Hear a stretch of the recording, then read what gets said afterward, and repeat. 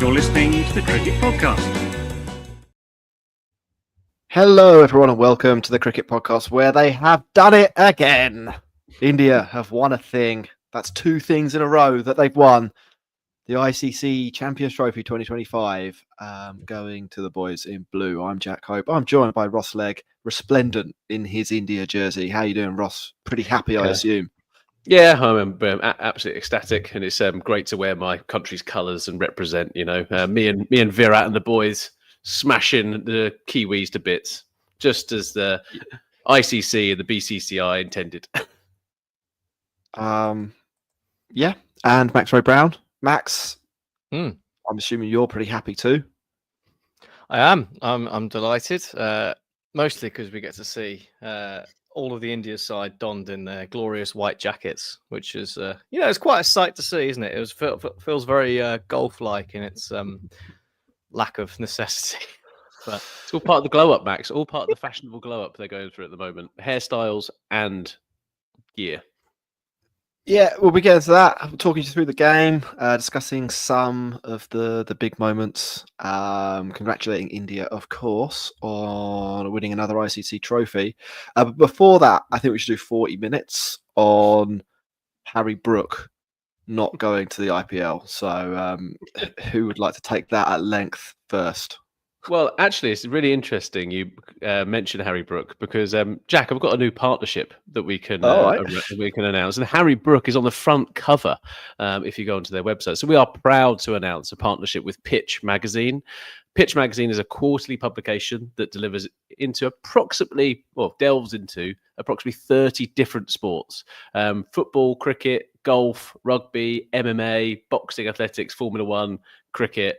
And this extensive coverage provides readers with a comprehensive view of the sports world on a quarterly basis.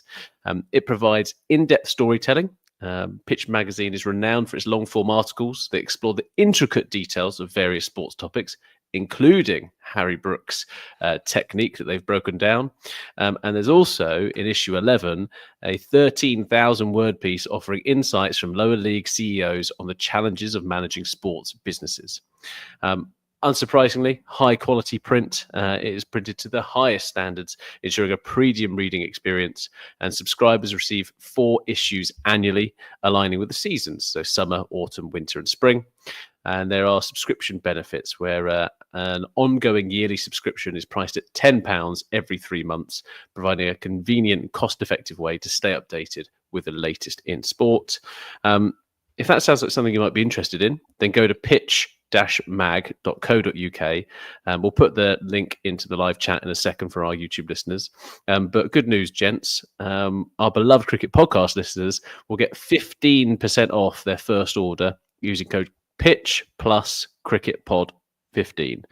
That's Pitch plus Cricket Pod 15, and it's a plus sign, addition sign, not the word plus. We'll stick it in the show notes. We will indeed. So go and check them out. A great quarterly publication for your reading. Thanks, that was Ross. a nice accidental segue, wasn't it? It was, yeah. Almost better than like when we talk about shaving our balls. We don't do that anymore. No.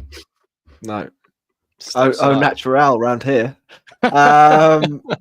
Max, New Zealand v India, the finals in Dubai. The Indians did win it, as I'm sure everybody knows at this point. How did they win it?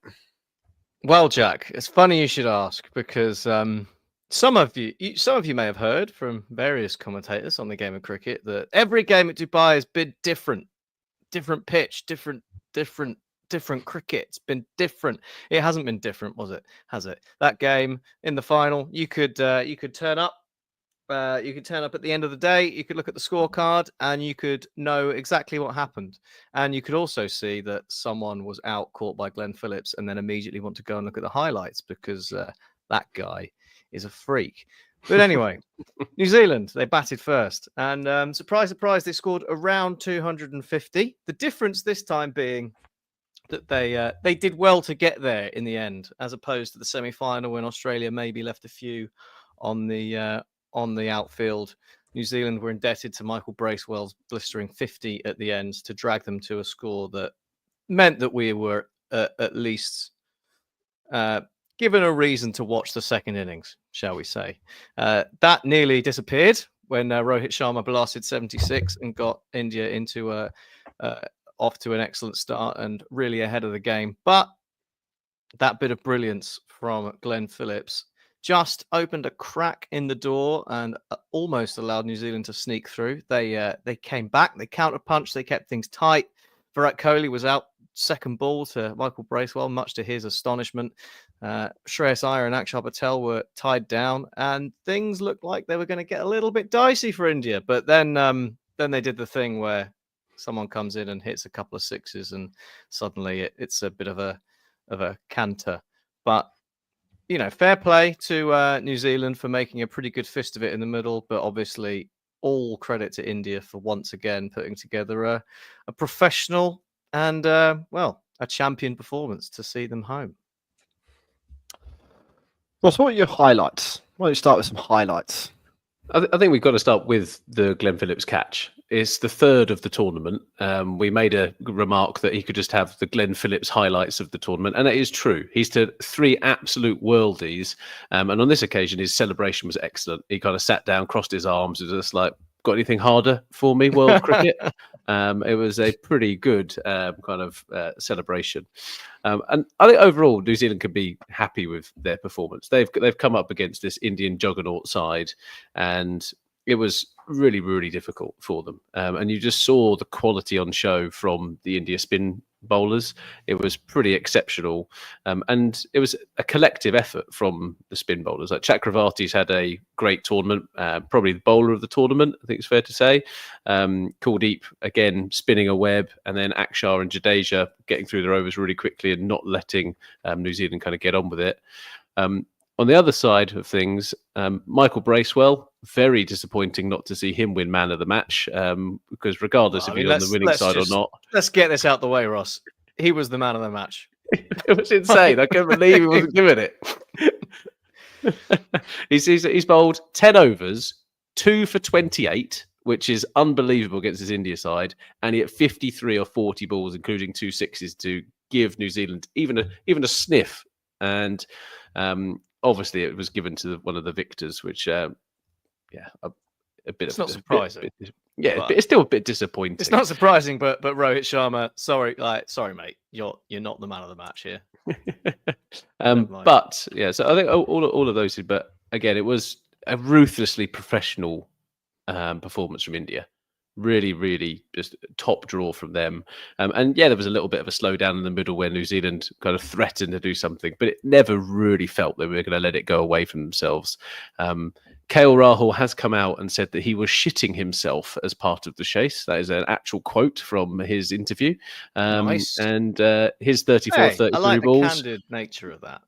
Yeah, and but overall, it was a routine victory.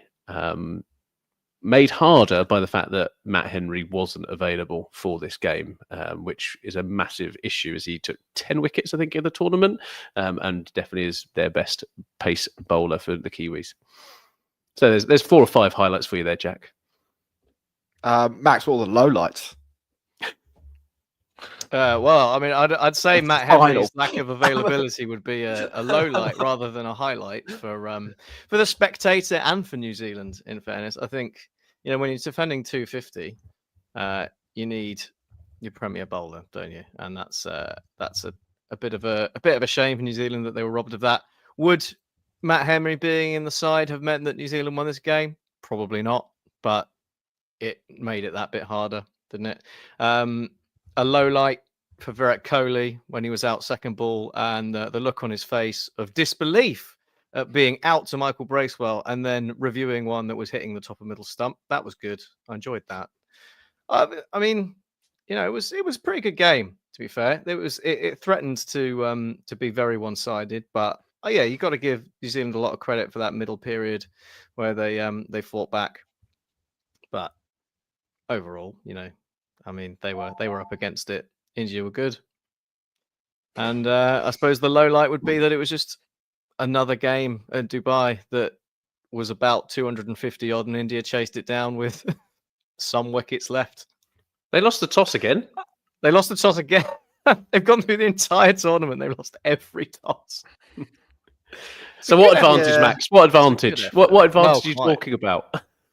Yeah, well, I mean, think like all the chat in advance of the tournament about Dubai and how much dew there is and how there's a massive chasing bias. I mean, that never happened. The pitches were dry, and if anything, they got drier into the second innings and made it harder. I think Santner and Bracewell got more spin when they were bowling than the Indian trio, which just goes to show you how good and skillful and controlled those Indian bowlers are compared to, well, everyone else in world cricket. But yeah, I mean, so India have they've overcome losing every single toss to win this tournament.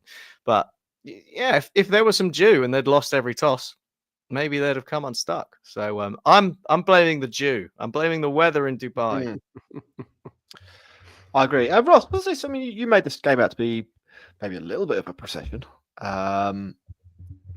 Was it, or did New Zealand genuinely have a chance to win this match at various points? I think they were missing another bowler. It was quite clear that not having Matt Henry in the side didn't allow them to have the control that they needed. Nathan Smith didn't really offer much other than going for 22 runs off 2 overs, which is unfortunate for him in a final. And then from a spin perspective, Bracewell had a great game. Mustache was resplendent. He performed admirably. Ravindra again demonstrating that he's got a lot to offer, not only world cricket but also the IPL in the next couple of months. But they just felt just a little bit of star quality missing. And this India batting lineup is just so good. Like, there is so many people then who know how to play ODI cricket brilliantly. And if England lose Joe Root, right? If you just compare this team to England, if England lose Joe Root, like, the house of cards typically comes down. In this occasion, they lost Virat Kohli for 1 run off 2 balls, and yet it was okay. They've got Shreyas Iyer in the middle, who becomes more and more important to this side. Rohit Sharma got them off to a flyer. Shubman Gill's had a decent tournament, and we kind of mooted that he's probably one of the best ODI batters in the world at the moment. KL Rahul, ever reliable in that kind of 6-7 role. Akshar Patel has got consistent 30s and actually been the contributing factor to the right-hand, left-hand combination at the crease. And then Hardik Pandya loves to bash a 6 at the end. He was devastated when he got out. But yeah, I felt that this was more of a procession that the commentators kind of gave it credit for. And it goes down to 1 over to spare.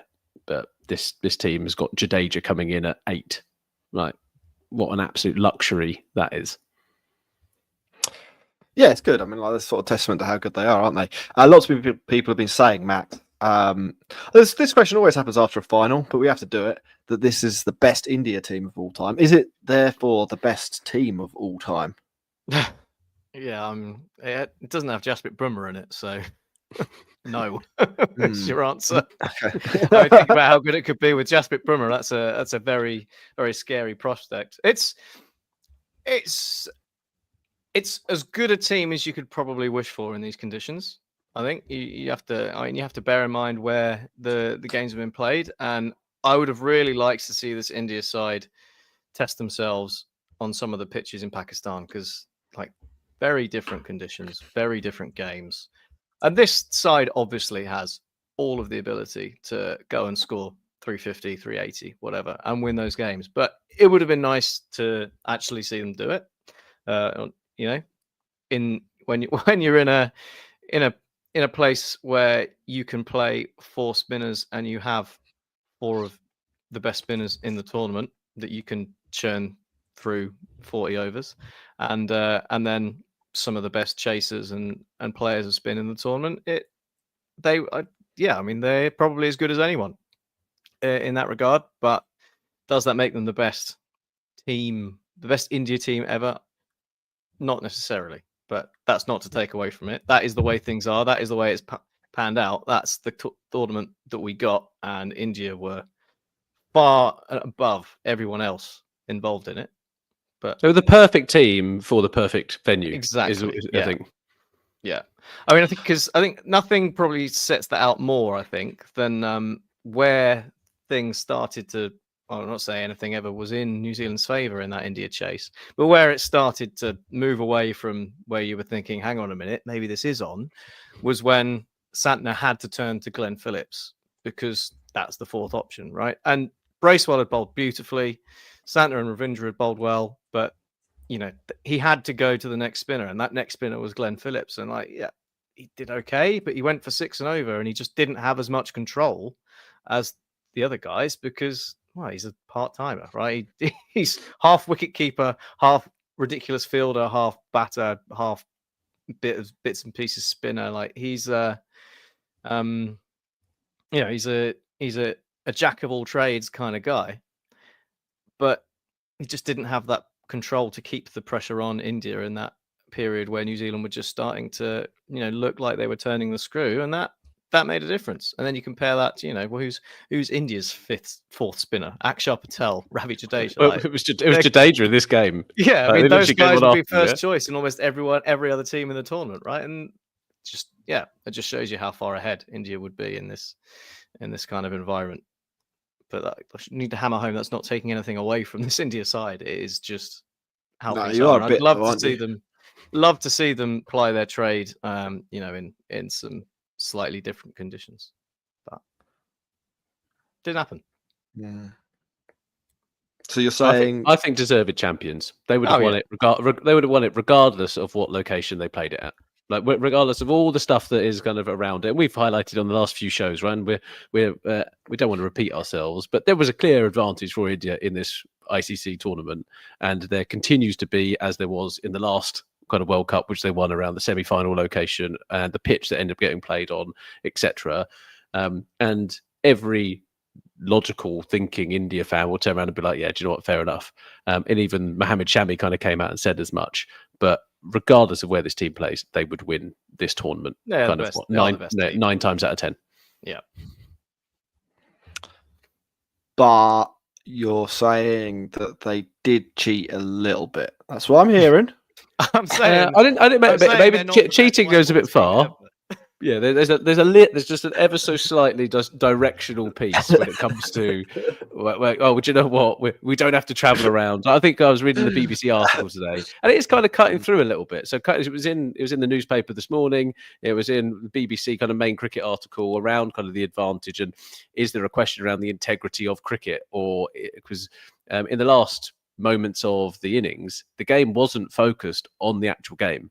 The cameraman was pointed at Jay Shah in the crowd, and he's kind of celebrating when there was a catch, where there was a drop catch. Like, there's a little bit here around where does the sporting integrity kind of lie, right? And at the moment, cricket isn't doing itself its biggest favour by having the biggest player in the world kind of gear things towards their own advantage. Because sporting integrity is absolutely massive. And if you consider all the furore around match fixing there has been in the IPL, has been in kind of wider cricket issues, then there's always going to be those pieces. But on the flip side of that, this India team, it would not matter. They are so much better than everybody else. And they didn't have their best player playing in this tournament. When England aren't doing very well, then everyone in English media needs to find something else to get people interested about. And that England be why it's not fair. That is spot on. Yeah, spot on. England are shit. So what I'm hearing there, Ross, not only did India cheat a little bit, but maybe there's some match fixing involved. That's what the AI summary is going to tell us. Yeah, exactly. The nuance is not quite there yet. We've got some more to discuss, and we'll get to that after the break. Just before we do that, a reminder to everyone listening on Spotify, Apple, or whatever other platform they're on, to click that subscribe button. And if you're on YouTube, same goes for you. Let's get that subscriber button hit. Subscriber up. In right direction we go. More followers, please.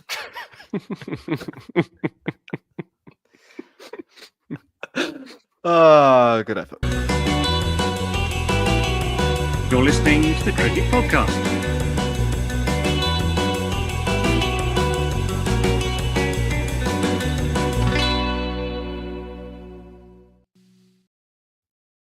Welcome back, everyone, to the Cricket Podcast, where we're talking about the ICC Champions Trophy final. India took the. Has it got a name, the trophy, or is it just Champions Trophy, or is it Champions Trophy Trophy? Champions Trophy, I'm assuming. Yeah, that's good. It's a good name. This is the Champions India- Trophy. Yeah, do like a good India talk get to take the old Champions Trophy back to The old India. CTT. There's probably some legacy the questions here. ICC CTT. What? Yeah. We might break Jack's brain. The So Yeah, ICC come on, Champions boys. Trophy, Jack. It's rolls off the tongue. ICC, International Cricket. What is the Council. other C in that? Council, not community. Look, lads, enough on acronyms. Let's talk some cricket. Rohit Sharma, Max, he says he's going to carry on. What's his legacy as captain so far, and is he making the right call there? Well, I think he can. His legacy as captain, I suppose, is two white ball tournaments in the bag, isn't it? I guess he wants another World Cup. If I were him, I'd be like riding off into the sunset. Good job, me. 70 in the final. Happy days. I'll go and take a few more pay packets in the IPL, and that's me done. I think it would be a nice, neat time for him to round off and hand over to whoever it is that's going to come and replace him, maybe Hardik Pandya as captain. But, because India are not wanting for people to come in and open the batting at the top of the order in white ball cricket. They've got a wealth of options. And when you're in that scenario, I feel like it's the right time. Let it happen. So I'm surprised he's carrying on, but I'm not for him. surprised. The guy's a megalomaniac. Well, maybe, Oh. maybe, but yeah, maybe not surprised, but I'd be questioning whether someone in the India setup might be like, have you considered that maybe that would be a nice time to stop? Do a bit of the old Bazball, retire their veterans, and when they. So he'll be what, 39 by the time the next World Cup rolls round. And when you've got someone as good as Jaiswal in the wings, there's a question there on is that really going to be the right thing? Yeah. But there's not loads and loads of ODI cricket to be played between now and that tournament, is there? So no, he's had a good tournament. He's shown that he's still got a bit left in the tank, but 2 years is a long time when you're 37. Like things can stop working. You can suddenly get a lot in worse. professional sport, definitely in professional, What are you suggesting might stop working here? Like what? Both his hips, by the sound of it. Max, answer these allegations. His willpower to Will what? to refrain from snacks. Don't know. Mental fortitude. Yeah, look, Legacy as captain, couple of obviously good white ball trophies. Legacy as an ODI player is probably more of the thing that we'll look back on Rohit Sharma as just a great of this India side, and opening the batting in white ball games, and rightly so. He's had a fantastic career. But if I were him, I'd be like, that'll do, fine. Maybe he's doing like the opposite of what like people like Paul Scholes did and that kind of stuff, where they retire from club stuff and they continue Only playing play international. internationals. They only play internationals. Well, you could if you wanted to, I suppose. Ross, New Zealand are the nearly men again. Will they ever win anything? I think I backed them for the dark horses. They're close runners up, as close as you could possibly be, really. Will they win anything? I think they're getting to the end of their great generation, right? They've lost Trent Bolt now. Tim Southey's gone. How old's Kane Williamson? Because, he's in a position where he's 34 now. Continues. I think he probably continues. There's no point in him retiring. They've lost Ross got Taylor. 5 years before things just stop working, Ross. It'll be you're right. That is true. I generally think they're always contenders. I don't think you should never say never with this team. They are still a pretty good outfit. They won the World Test Championship against India only a couple of years ago. But from a tournament perspective, they're always going to be competitive. They do the basics really well. I thought in this final, they dropped, 2 or 3 catches A couple of difficult ones, but they still had the best chance conversion rate in the tournament. Their catching percentage was pretty much 92% going into the final. So then to drop 3 catches was very disappointing for them. They also missed a run-out opportunity. And so that was a little bit questionable from them. And then you saw that they really did struggle. Like Tom Latham's their best player against spin, and he was out kind of sweeping, didn't really know what right way to approach his innings was. And so I think there was a little bit of, I don't know, not blowing it, but they can't come away from that final being really happy with how they performed compared to what they did in kind of previous games where they have done the basics really well. Well, I think to doing the basics really well is the kind of thing that gets you to a semi-final and a final. And then if you want to beat India in this final, you have to play to the absolute best of your ability you can. And I guess, they didn't. Someone had to step up, didn't they?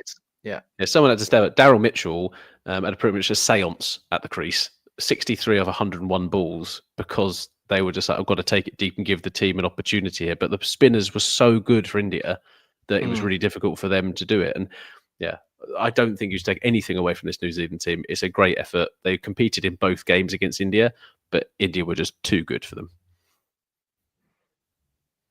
There was some controversy after the final, Max, as no PCB official was asked to be involved in the trophy presentation. Obviously, this is big news.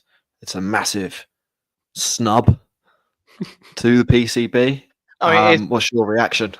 It's pathetic in both senses. Like, A, how is this a story? And B, how would you be so pathetic to not have someone from the board who's ostensibly hosting this tournament be there? It's really childish. But then again, who from the PCB would you get? Because every chance they all resigned last night, and then they've got a new bunch. Maybe they did. Maybe they reached out to someone, but they just, I don't know, they'd changed their phone number.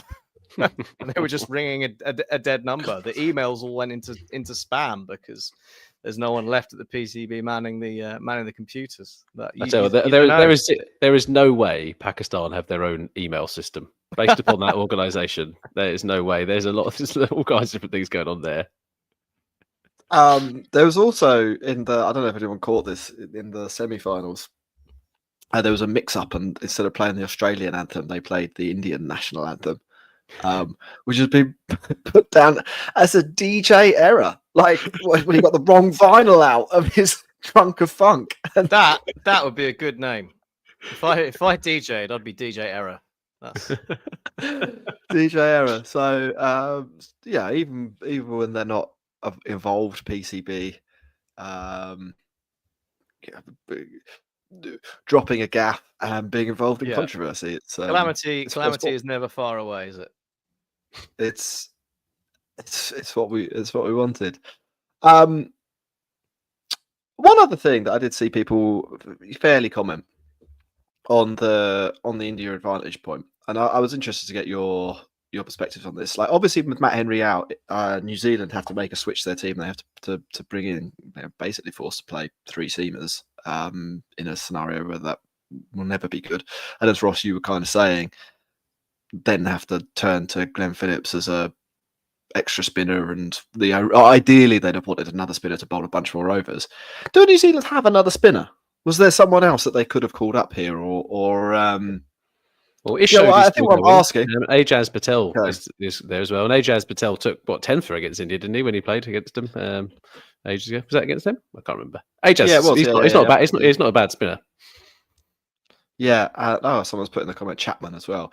I think that's probably a fair argument. I mean, I don't think the Kiwis will bring it up, but because the squad sizes are sort of ludicrously small for these tournaments, right? And this is perfect because to add in it, have a squad size that's even just one player bigger, just to counteract the fact that one team only has to pick a squad for one place, and everyone else has to pick a squad for 2 places. Like. It would have been a really easy resolution to at least that point, right? It's just the thing. There are so many things about this tournament that, on the back of the way it's landed, which we understand why it's happened, could have been done to make it less stupid. Like India playing the first semi-final. Like, why? That's so dumb. It's so obvious.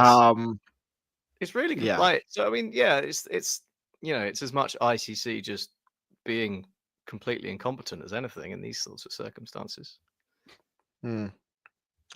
Ross, anything else on this game? No, I think the tournament got the champion it deserved, and that we should say that in every sense of the word.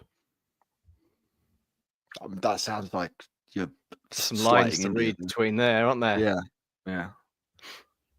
Match fixing, cheating. Yeah, you have to remember sarcasm doesn't trust egomaniac captain who should retire. Well, there we go. Shall we talk about the IPL that is coming around the corner? Because there's massive news, as you alluded to at the start of the podcast. Harry Brook has pulled out the 6.25 crore. I think he was due to get from Delhi Capitals. Has pulled out and now faces a 2-year ban from the IPL. And this is linked to his potential England captaincy. He's also on a horrible run of form. He wants to prioritise playing for England, as I think is logical. A lot of our English listeners would be like, yeah, I can understand that. But I've got a question, Max. When it comes to being England's white ball captain, would it not be of benefit to have one of your premier players, potentially your most premier player as the captain, play in the most tournament of white ball skill? So it's a tough one you set me up with there, Ross. I'm gonna go on balance with yes. Yes, I think it would be better to be playing white ball cricket with the best players in the world in some conditions that you're traditionally not that good at and maybe you want to work on, and expand your horizons, develop a bit more of an understanding of the game and how to manage games of cricket in overseas conditions. Those sorts of things could be beneficial. I understand the workload is heavy, but also if you're gonna pick a guy who you want to be white ball captain in T20 and ODIs and is a mainstay in your test side, then you're kind of making a rod for your own back, aren't you? You can't have it both ways. You can't be like, well, yeah, it's going to be fine to have a white ball captain who plays all 3 formats all the time, and then at the same time be like, oh, but you can't play in the IPL because you're doing too much. It's like, well, one robs from the other, and it doesn't seem sensible. I mean, that's assuming that's what obviously this is about, which we're making a few logical jumps, but they're not the hardest ones to make, I guess. Well, and I the kind other of thing, understand Max, it. Yeah. Okay. Like if I were him, if right, let's assume that he's going to be England captain in white ball formats. Would it help if he went to the IPL to his game for a purely technical perspective? Yeah, probably would. But there's no guarantee he's actually going to play any games for Delhi. Like that's all the games. Like he could well be a peripheral player. He's got, you would say, at best a patchy record in his matches in India so far. They've got other overseas batters that they may want to pick. It's not a guarantee that he plays. It is a lot of money, probably not as much money as being the England white ball captain. There's a perception that in the IPL, all the players are going to be absolutely loaded, and that you should beg on your knees to these billionaire owners for an opportunity to ride the bench. But actually, if you break it down, he's going to be a top-rate taxpayer in the UK. He's going to have agent fees. He's going to have to pay his county back some money because that's the way it works. It's not that much money. He's going to earn a fuck ton more for being England white ball captain. If he's had a discussion with England and they've said, we want you to play in all 3 formats, we want 100% availability from you, where's his window for a break coming? It's coming when the IPL's on, and I think it's a completely reasonable thing for him to think, I'll not do that then. Like if he thinks that he needs some R&R at some point in the year, which again I think is reasonable, then it has to be there. It's what Mitch Stark did every year. It's what Cummins did. It's what Ben Stokes has done. I hate to say it, but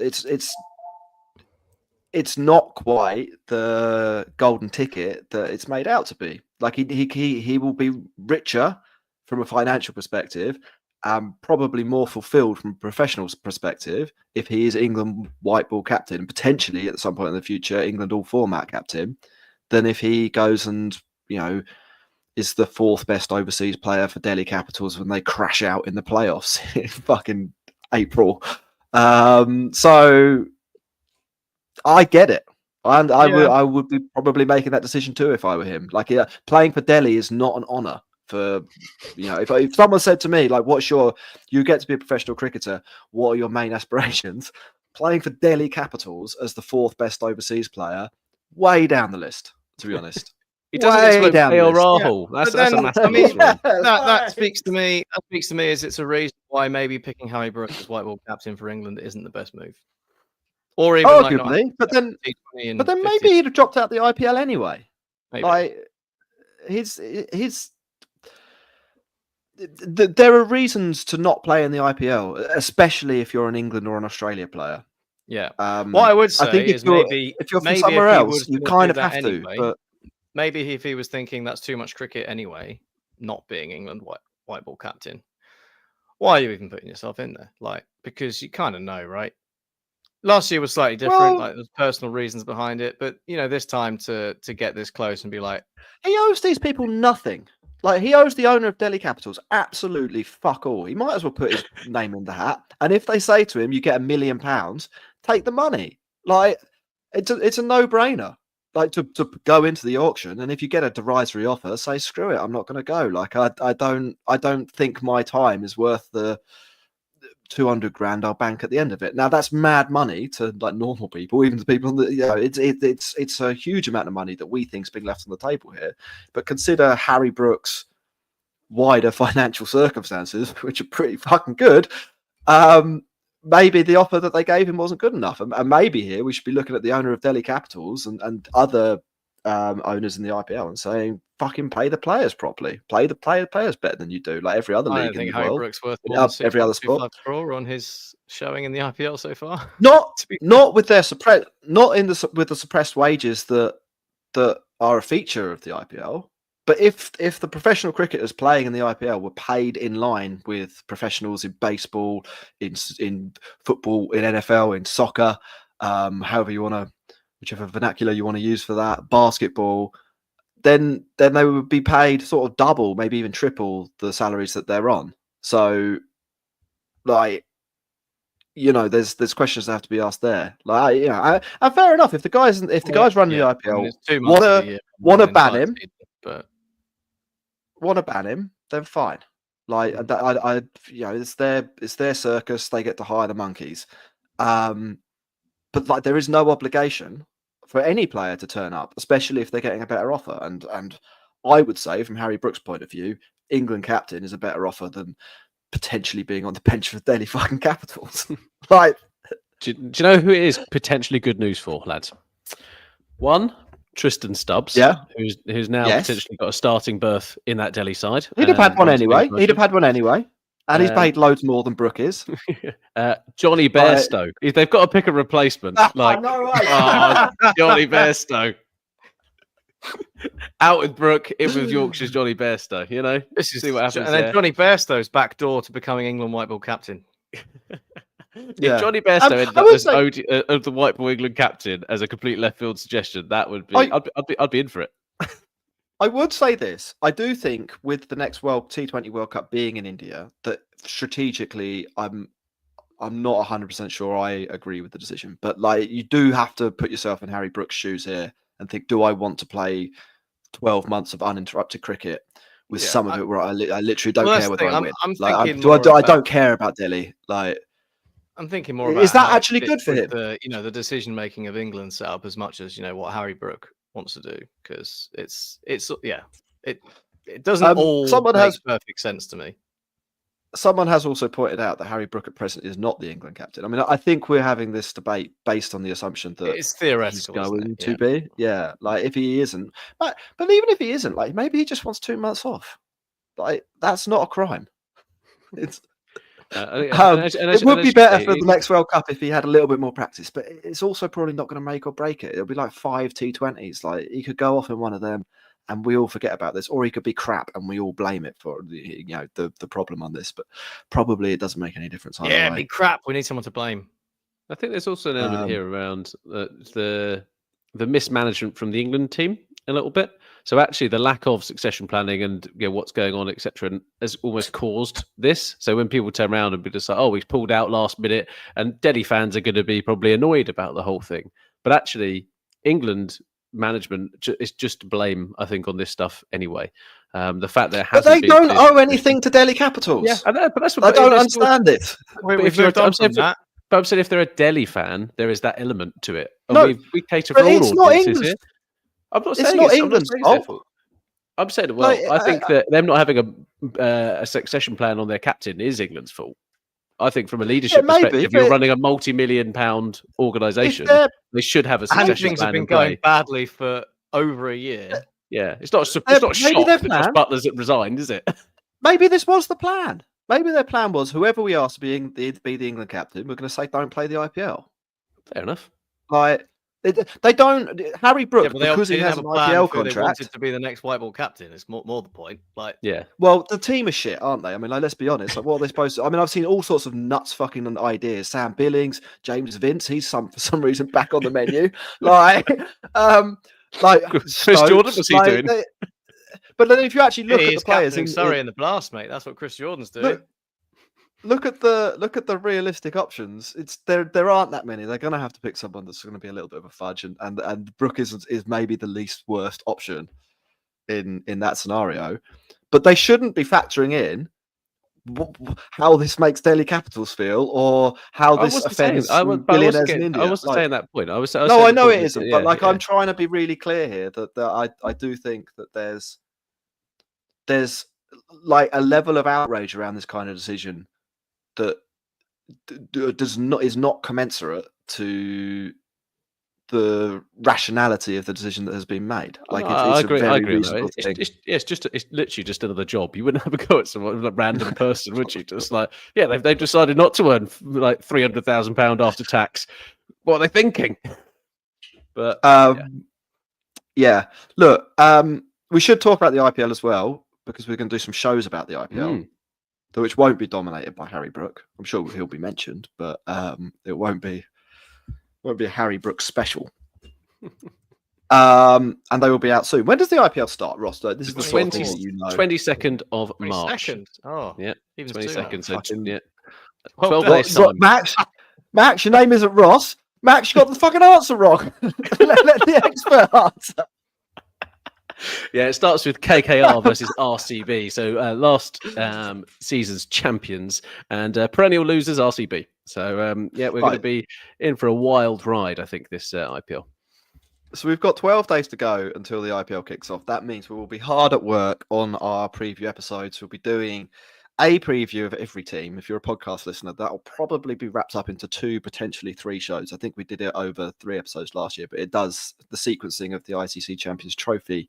Or did we do it over 4 episodes? We did it over a bunch of episodes last year, but the sequencing of the ICC Champions Trophy means that we don't have as many days to fill. Like we've had some other content to talk about, so it might be some slightly longer episodes there. We'll be getting together to record them soon.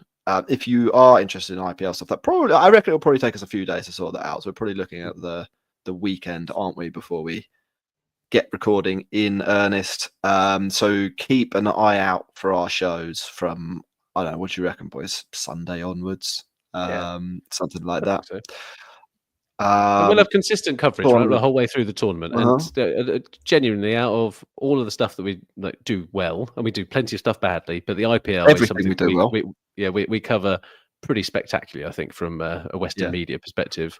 And you should sign up to our Patreon. So we are going to have a draft fantasy league. So if you're into that kind of stuff, there will be a competition that runs, and we'll put a prize on it. We'll put a prize. It'll be fine. But if you go to patreon.com / the cricket pod, do that. And I need to wear a Sunrisers Hyderabad jersey, don't I, for some of this? So as I lost a bet last year. It's the whole thing, isn't it? Every show. Yeah, very exciting times.